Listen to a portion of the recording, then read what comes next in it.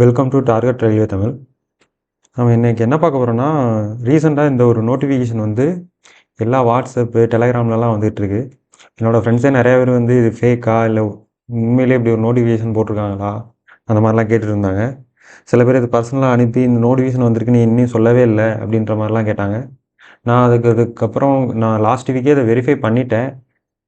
அது வெரிஃபை பண்ணி சரி எல்லாத்துக்கும் அந்த அவேர்னஸ் இருக்கும் அப்படின்னு பார்த்தா, சில யூடியூப் சேனலில் வந்து இதை போய் வீடியோ எடுத்து ஒருத்தர் உண்மையிலேயே நோட்டிஃபிகேஷன் வந்திருக்கு அப்படின்னே சொல்லி இவ்வளோ சேலரி எல்லாம் இந்த மாதிரிலாம் போட்டு வீடியோவே மேக் பண்ணி வச்சுருக்காரு. ஸோ அதை பார்த்துட்டு தான் சரி இன்னும் நிறைய பேர் அதை வந்து ஒரு 50,000 பேர்கிட்ட பார்த்துருக்காங்க. அதனால தான் நிறைய பேர் இது ஃபேக்குன்னு தெரியாமல் பார்த்துட்டு இருக்காங்களே அப்படின்னு சொல்லிட்டு தான் தனியாக ஒரு வீடியோவே போடலான்னு சொல்லிட்டு தான் இப்போ இந்த வீடியோ மேக் பண்ணி போட்டிருக்கேன். இது கண்டிப்பாக இது வந்து ஒரு ஃபேக்கான நோட்டிஃபிகேஷன் தான். 100% இது ஃபேக்கு தான். ஏன்னா இப்படி ஒரு நோட்டிஃபிகேஷனே அஃபிஷியலாக வரவே இல்லை. அதுபோக இதில் என்ன அப்படின்னா, இந்த நோட்டிஃபிகேஷனில் கோவிட் ரிலாக்ஸேஷனை பற்றி கொடுத்துருக்காங்க. இதுக்கு முன்னாடி வந்த 2025 நோட்டிஃபிகேஷன் எதுலேயுமே ஏஎல்பியாக இருக்கட்டும், டெக்னீஷியனாக இருக்கட்டும், ரெண்டுலேயுமே வந்து கோவிட் ஏஜ் ரிலாக்ஸேஷனை பற்றி சொல்லவே கிடையாது. ஆனால் இதில் வந்து இந்த மாதிரி சொல்லியிருக்காங்க. ஒரு பர்டிகுலர் நோட்டிஃபிகேஷனில் மட்டும் அந்த மாதிரி சொல்ல மாட்டாங்க. சொன்னால் அந்த இயரில் கண்டக்ட் பண்ணுற எல்லாத்துலேயுமே சொல்லுவாங்க. அதை வச்சு சொல்கிறேன், கண்டிப்பாக இந்த நோட்டிஃபிகேஷன் வந்து கண்டிப்பாக ஃபேக்கான நோட்டிஃபிகேஷன் தான். ஆனால் இதில் இன்னொரு ப்ளஸ் இருக்குது. இப்போ என்னன்னா, இந்த மாதிரி ஒரு நோட்டிஃபிகேஷன் வரும்போது தான் எக்ஸாம் போட்டிருக்காங்க அப்படின்னு சொல்லி டக்குன்னு ஒரு அவேர்னஸ் வருது. அதனால வந்து அதுக்கடுத்து என்டிபிசி எக்ஸாமுக்கு இப்போ இருந்தே சில பேர் படிக்க ஆரம்பிக்கலாம். கண்டிப்பாக இந்த வருஷம் என்டிபிசி எக்ஸாம் 2025 வருமானு கேட்டால் 100% வரும். ஏன்னா அப்படி தான் ரயில்வே மினிஸ்டர் வந்து சொல்லியிருந்தாரு. இயர்லி வந்து நாங்கள் ரயில்வேக்கு வந்து எக்ஸாம் கண்டக்ட் பண்ணுவோம் அந்த மாதிரி சொல்லியிருந்தாங்க. ஏன்னா அதை வந்து இதுக்கு எப்பப்போ நோட்டிஃபிகேஷன் வரும், எப்பப்போ எக்ஸாம் கண்டக்ட் பண்ணுவோங்கிறத தனி ஒரு காலண்டராகவே கொடுத்துருந்தாங்க. அதை பற்றி பார்க்கும்போது பார்த்தீங்கன்னா, ஃபஸ்ட்டு வந்து ஏஎல்பி நோட்டிஃபிகேஷன் இந்த வருஷம் 2025 வந்துருச்சு. அதுக்கப்புறம் பார்த்தீங்கன்னா டெக்னீஷியன் நோட்டிஃபிகேஷன் வந்துருச்சு. அதோட லாஸ்ட் டேட் வந்து 28 முடிய போகுது. அப்ளை பண்ணலாமல் இருந்தால் கண்டிப்பாக அப்ளை பண்ணிடுங்க. அதில் வந்து 12th குவாலிஃபிகேஷனில் கிரேட் 3 அப்ளை பண்ணலான்னு நினைக்கிறேன். அதே வந்து பிஎஸ்சியில் வந்து டிகிரி முடிச்சிருந்தா பிஎஸ்சி ஃபிசிக்ஸு அந்த மாதிரி சம்திங் ஏதோ இருக்குது. அந்த நோட்டிஃபிகேஷன் பாருங்கள். அதில் அந்த பர்டிகுலர் டிகிரி இருந்தால் சிக்னல் டிபார்ட்மெண்ட்டில் கிரேட் 1 வரைக்கும் அப்ளை பண்ண முடியும். மித்ததெல்லாம் வந்து ஒன்று ஐடிஏ அந்த ஃபிட்டர் அந்த மாதிரி டெக்னீஷியன் படித்தவங்க தான் அப்ளை பண்ணுற மாதிரி கொடுத்துருந்தாங்க.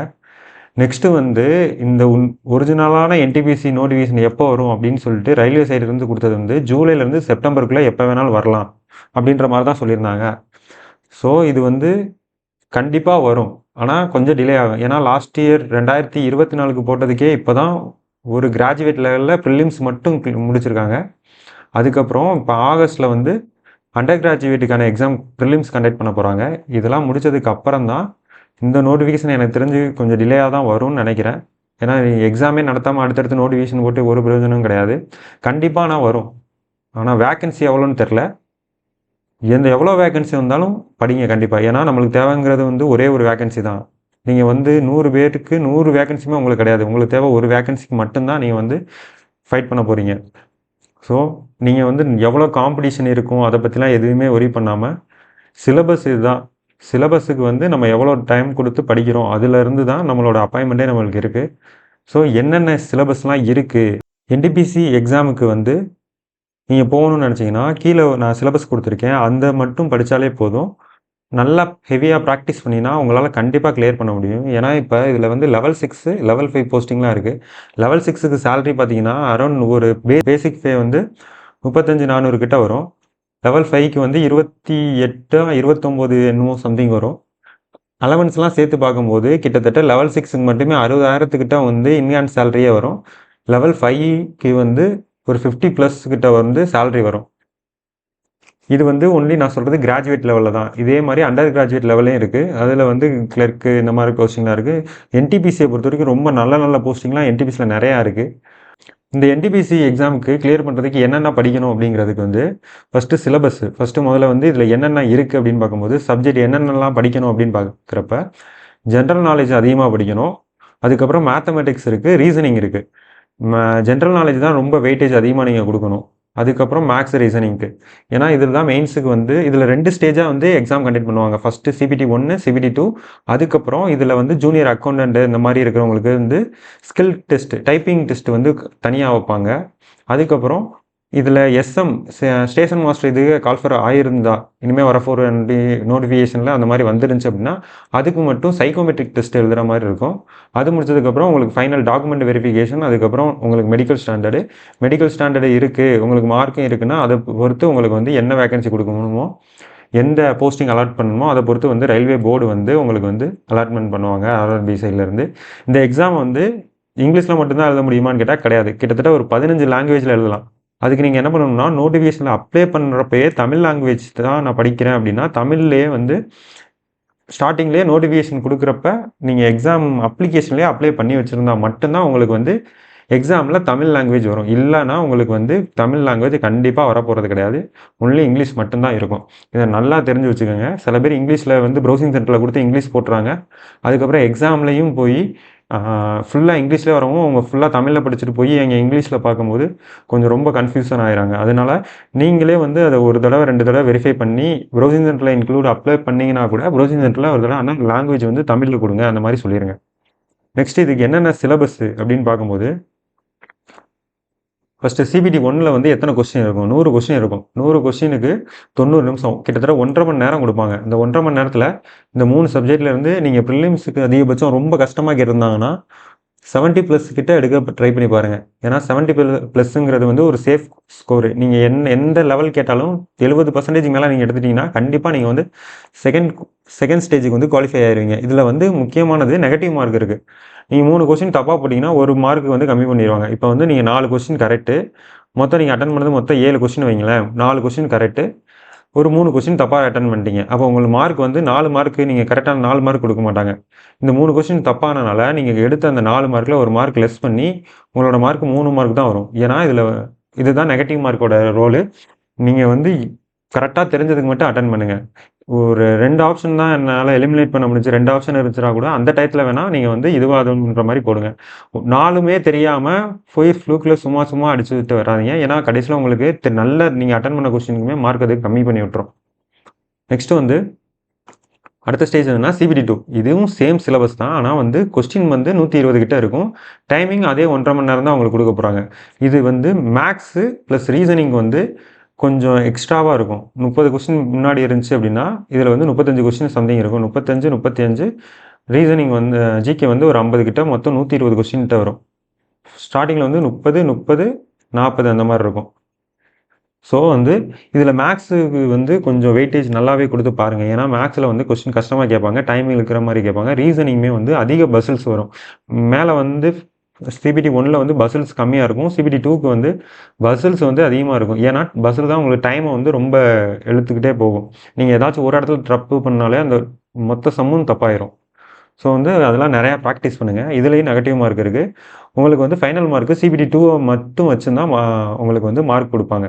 சிபிடி 2 எதுக்கு முக்கியம், சிபிடி 1 எதுக்கு ரொம்ப முக்கியம் அப்படின்னா, ஏன்னா சிபிடி 2 1ல் வந்து நீங்கள் அதிகமாக மார்க் எடுத்தால் மட்டும்தான் நீங்கள் வந்து லெவல் 6, லெவல் 5 2க்குமே செலக்ட் ஆக முடியும். மார்க் கம்மியாக இருந்தீங்கன்னா இப்போ வந்து லெவல் 5ல் மட்டும்தான் செலக்ட் ஆகிற மாதிரிலாம் இருக்குது. ஸோ அதையும் பார்த்துக்கோங்க.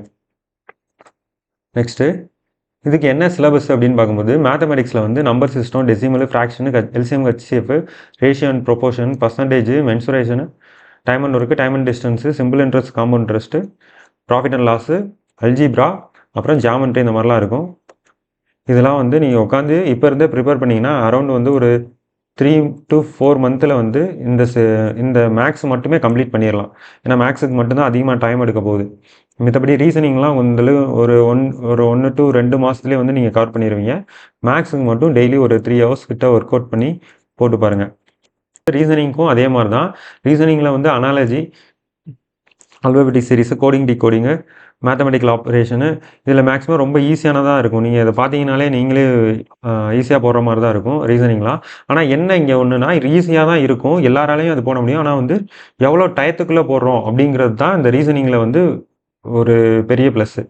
என்னென்னா ஒரே கொஸ்டினை வந்து இப்போ ஒரு பஸ்ஸில் ஒருத்தவங்க போடுறாங்க, ஒருத்தவங்க 3 மினிட்ஸ் எடுத்துருக்காங்க, ஒருத்தவங்க 1 மினிட்டில் போட்டுறாங்க அப்படின்னா இவங்க தான் நம்பர் ஆஃப் கொஸ்டின் அதிகமாக அட்டன் பண்ண முடியும் அந்த ரீசனிங்கில். இவங்களால போட முடியாது. ஏன்னா ஒரு கொஸ்டின் 3 கொஸ்டின் எடுத்தாங்கன்னா அரை மணி நேரத்தில் 10 கொஸ்டின் தான் அவங்களால அட்டன் பண்ண முடியும். ஆனால் இவங்கள 30 கொஸ்டின் கிட்ட போட முடியும். ஸோ இதுதான் அந்த டிஃப்ரென்ஸ். எல்லாராலையும் அந்த கொஸ்டின் அட்டன் பண்ண முடியும். ஆனால் நம்ம இதுக்கு என்ன பண்ணணும்னா அதிகமாக ப்ராக்டிஸ் மட்டும்தான் தேவை. ரீசனிங்கில் வந்து நீங்கள் மார்க்கை இம்ப்ரூவ் பண்ணுறதுக்கு எல்லாருக்குமே தெரியும். ஆனால் நீங்கள் வந்து ப்ராக்டிஸ் அதிகமாக பண்ணணும். நெக்ஸ்ட் வந்து ஜிகேயில் வந்து ஸ்லோவாக பில்ட் பண்ணுங்கள். கஷ்டமாக தான் இருக்கும். ஒரு டாபிக் படிச்சுட்டு இருக்கும்போது இன்னொரு டாபிக் கண்டிப்பாக மறக்க தான் செய்யும். ஏன்னா இதில் நீங்கள் ஃபஸ்ட்டு படிக்கும்போது பாலிட்டிலாம் புதுசாக இருக்கும், எக்கனாமிக்ஸ் புதுசாக இருக்கும், ஜியாகிரஃபிலாம் வந்து நம்ம 10th படிச்சிருப்போம். அதுக்கப்புறம் திரும்ப உட்காந்து படிக்கிறப்ப கொஞ்சம் கஷ்டமாக தான் இருக்கும். ஆனால் ஸ்லோவாக கொஞ்சம் கொஞ்சமாக லேர்ன் பண்ணிங்கன்னா கண்டிப்பாக இந்த எல்லா டாப்பிக்குமே நீங்கள் கவர் பண்ணிங்கன்னா உங்களால் 100% இந்த எக்ஸாமால் பாஸ் பண்ண முடியும். இதில் முக்கியமான இன்னொரு டிசைடிங் ஃபேக்டர் என்னென்னா கரண்ட் அஃபேர்ஸ்.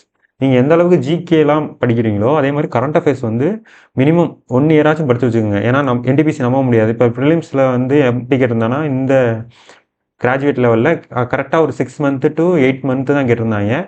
ஆனால் சில நேரத்துக்கு என்ன பண்ணுவான் அப்படின்னா டஃப் ஏற்றுறதுக்காண்டி 1 year கரண்ட் அஃபேர்ஸ் போயிடுவான். அதுக்கு இல்லை சில நேரத்துக்குலாம் என்ன பண்ணால் 2 years கரண்ட் அஃபேர்ஸ் கூட கேட்க வாய்ப்பு இருக்குது. மினிமம் நீங்கள் வந்து 1 year கரண்ட் அஃபேர்ஸ் வந்து டாபிக் வைஸ் படித்து வச்சுக்கோங்க. டாபிக் வைஸ் நான் எப்போவுமே அதான் சொல்லுவேன். டாபிக் வைஸ் நீங்கள் படித்தா மட்டும்தான் உங்களுக்கு அது மறக்கவும் செய்யாது, கான்ஃபிடென்ட்டாக அந்த கொஸ்டினுக்கு ஆன்சர் பண்ண முடியும். இதுதான் அந்த டாப்பிக்கு. இதில் வந்து கொஞ்சமாக நிறையா யூடியூப் சேனல் ஃப்ரீயாகவே அவைலபிளாக இருக்குது. இல்லை உங்களால் வந்து வீட்டில் உட்காந்து படிக்க முடியலன்னா போய் ஒரு இன்ஸ்டியூட்டில் சேர்ந்து கூட நீங்கள் படிங்க. நான் இன்ஸ்டியூட்டில் சேர்ந்து படிக்கிறதுக்கு என்னென்னா ஒரே ஒரு மோட்டிவேஷன் தான். என்னென்னா இன்ஸ்டியூட்டில் எல்லாருமே மேக்ஸிமம் படிச்சுக்கிட்டு இருப்பாங்க. நீங்கள் ஒரு ஆள் போய் உட்காந்திங்கன்னா எல்லோரும் படிக்கிறத பார்த்து நீங்களும் அவங்க படிக்கிறாங்க நம்மளும் படிக்கலாம்னு சொல்லிட்டு கொஞ்சம் வந்து படிக்க ஆரம்பிச்சிடுறேன். வீட்டில் தனியாக இருந்தால் நிறையா டீவியேஷன் ஆகும். வீட்டில் வேலை சொல்லுவாங்க, அங்கிட்டு இங்கிட்டு அலையிற மாதிரி இருக்கும். ஸோ வந்து சும்மா இருக்குன்னு சொல்லிட்டு ஏதாச்சும் கமிட்மெண்ட் வேறு எங்கேயாச்சும் கூட்டிகிட்டு போகிற மாதிரி இருக்கும். இதே இன்ஸ்டியூட் போயிட்டுனா படிக்க போகிறான்னு சொல்லிட்டு விட்டுருவாங்க. நீங்கள் போய் 100% எஃபர்ட் போட்டிங்கன்னா இந்த என்டிபிசியில் கண்டிப்பாக கிளியர் பண்ண முடியும். முக்கியமானது ஒன்று இருக்குது. என்னென்னா இந்த என்டிபிசியில் எப்படிலாம் கொஸ்டின் கேட்டிருக்காங்க அப்படிங்கிறதுக்கு வந்து என்டிபிசியோட பழைய தமிழ் அண்டு இங்கிலீஷ் கொஸ்டின் எல்லாமே என்னோடய டெலகிராமில் வந்து நான் ஆல்ரெடி கொடுத்துருக்கேன். உங்களுக்கு வேணுன்னா என்னோடய டெலகிராம் லிங்க்கு கீழே டிஸ்கிரிப்ஷனில் தரேன். அதில் போய் ஜாயின் பண்ணிவிட்டு அதில் வந்து என்டிபிசின்னு ஃபைலில் போய் டைப் பண்ணிங்கன்னா அந்த கொஸ்டின் பேப்பர் வரும். அது ஜிகேயும் தனியாகவே இருக்குது. ப்ளஸ் வந்து உங்களுக்கு மொத்த கொஸ்டின் செட்டுமே இருக்கும். நீங்கள் ப்ராக்டிஸ் பண்ணும்போது இந்த டாப்பிக்லாம் முடிச்சுக்கிட்டிங்கன்னா 2019 என்டிபிசி கொஸ்டினையும் இப்போ கரண்ட்டாக கேட்ட என்டிபிசியோட கொஸ்டினையும் எல்லாத்தையுமே வரிசையாக போட்டு பாருங்கள். ப்ரிலிம்ஸ் ஃபுல்லாக போட்டு பாருங்கள். அதுக்கடுத்து மெயின்ஸ் போட்டு பாருங்கள். அதுக்கடுத்து ஆர்பிஎஃப் கொஸ்டின் போட்டு பாருங்கள். அதுக்கப்புறம் ஏஎல்பி கொஸ்டின் போட்டு பாருங்கள். ஏன்னா எல்லாத்துலேயுமே அதே மேக்ஸ் அதே ரீசனிங் தான். கொஞ்சம் டஃப் ஏற்றிருப்பாங்க. ஒரு கொஸ்டின் ஒரு ஷிஃப்ட்டில் ஒரு கொஸ்டின் கஷ்டமாக இருக்கும். ஒரு நல்ல ஹார்ட் ஷிஃப்ட்லாம் எடுத்து போட்டு பாருங்கள். ஃபஸ்ட்டு ஸ்டார்டிங்கில் ஈஸியானது போட்டு பாருங்கள். அப்போ போக போக அந்த மீடியம் கூடும். அந்த மாதிரி கொஸ்டின் பேப்பர்லாம் இருக்குது. அந்த மாதிரி எடுத்து போட்டு பாருங்கள். இது ஃப்ரீயாகவே என்னோடய டெலகிராமில் இருக்குது. நீங்கள் வேணால் ஜாயின் பண்ணிட்டு அந்த டெலகிராமில் என்டிபிசி கொஸ்டின் எடுத்து சால்வ் பண்ணி பாருங்கள். நீங்கள் எல்லாமே முடிச்சிட்டிங்கன்னா இல்லைனா ஒரு பர்டிகுலர் டாபிக் பர்சன்டேஜ் மட்டும் முடிச்சுன்னா பர்சன்டேஜ் முடிச்சுட்டு ப்ரீவியஸ் இயர் கொஸ்டின் போயிட்டு மேக்ஸில் எடுத்து வெறும் பர்சன்டேஜ் மட்டுமே சால்வ் பண்ணி பாருங்கள். உங்களுக்கு ரொம்ப யூஸ்ஃபுல்லாக இருக்கும். இதே முக்கியமானது என்னென்னா நிறைய பேர் வந்து இங்கிலீஷில் இருக்குது அப்படின்ற மாதிரி தான் நிறையா பேர் ஃபீல் பண்ணுறாங்க. ஆனால் வந்து நீங்கள் படிக்க ஆரம்பிச்சிட்டிங்கன்னா அது இங்கிலீஷில் உள்ள கண்டென்ட் வந்து நம்மளுக்கு அசால்ட்டாக புரியும். எனக்கு ஸ்டார்டிங்கில் அப்படி தான் இருக்குது. நானும் தமிழ் மீடியம் தான் படிச்சிருந்தேன். நான் அதுக்கப்புறம் வந்து இந்த லூசன் புக்கு இந்த மாதிரி புக்கெலாம் படிக்க இதுலேருந்து தான் கேட்குறான் அப்படின்னு தெரிஞ்சிருச்சு. அப்புறம் எப்படி நம்மளை அதிலேருந்து படிக்காமல் இருக்கிறது? கண்டிப்பாக அதிலேருந்து படிச்சிங்கன்னா உங்களுக்கு கொஸ்டின் வருது. ஸோ கொஞ்சமாக லேர்ன் பண்ணுங்கள். இங்கிலீஷ்னு பார்த்து மொத்தமாக பயந்து இந்த எக்ஸாமே இது பண்ணிடுறேன். ஏன்னா எக்ஸாம் தமிழில் இருக்குது, மெட்டீரியல் இங்கிலீஷில் தான் இருக்குது. நம்ம நிறையா சேனலில் தமிழில் கொடுக்குறதில்ல. நான் கொஞ்சமாக ரெடி பண்ணிகிட்ருக்கேன். யூடியூப்பில் உங்களுக்கு என்ன டாபிக் தெரியலையோ இல்லை என்ன டாபிக் மெட்டீரியல் வேணுமோ யூடியூப்பில் நிறையா சோர்ஸ் நிறையா பேர் போட்டிருக்காங்க. ஒன்றே சர்ச் பண்ணி பார்த்துட்டு அதை எடுத்து பெஸ்ட்டாக உள்ளதை நல்லா நீட்டாக உட்காந்து நீங்கள் ஓன் நோட்ஸ் மேக் பண்ணி உட்காந்து படிச்சிங்கன்னா அசால்ட்டாக அடுத்த இந்த 2025 போகிற நோட்டிஃபிகேஷனை எப்படியும் 2026 கொண்டு போயிடுவோம் எக்ஸாமை. அடுத்து 2026 கண்டிப்பாக உங்களால் இந்த என்டிபிசி எக்ஸாமில் ஒரு போஸ்டிங் வாங்கிட்டு ரயில்வேல கண்டிப்பாக உங்களால் ஒரு பிளேஸை வந்து செக்யூர் பண்ண முடியும். இந்த வீடியோ உங்களுக்கு பிடிச்சிச்சுன்னா உங்கள் ஃப்ரெண்ட்ஸ் அல்லது ரயில்வே எக்ஸாம் யாராச்சும் படிக்கிறாங்கன்னா அவங்களுக்கு ஷேர் பண்ணுங்கள். டார்கெட் ரயில்வே தமிழ் சேனலை சப்ஸ்கிரைப் பண்ணுங்கள். தேங்க்யூ.